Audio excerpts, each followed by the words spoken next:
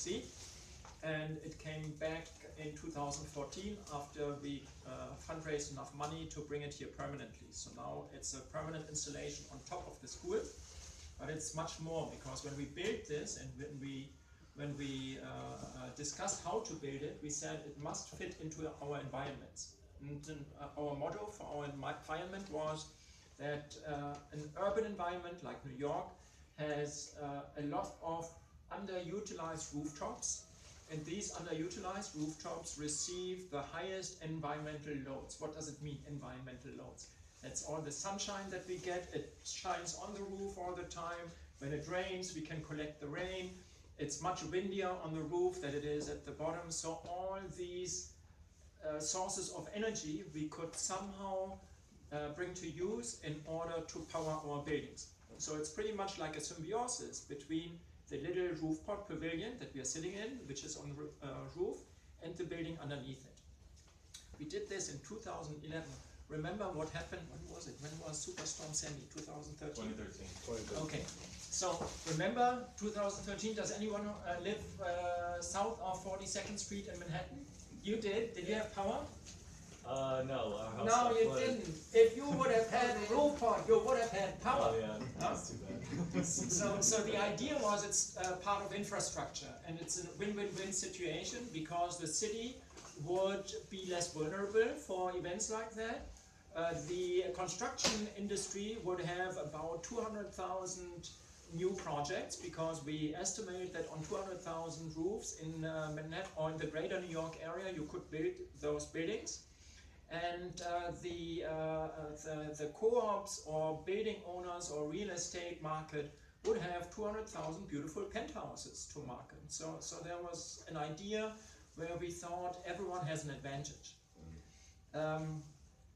So we built this house as a modular structure, and we thought that we could build it by moving these building blocks that you see here up the elevator, and they would be customizable. So when you say, I got this empty roof, and I want to have a roof part on it, that you have like these kind of blocks that you see here, and you bring them through the elevator onto your roof, and it's like a kit of parts that you put them together like Legos. Who likes Legos? Yes, me too. I was so good with Legos. And you could customize it. So you could say, I want more windows because I have the view towards the Empire State Building. I could say, I want more doors because I want a better connection to the garden that I have around the house. So all of this would be customizable.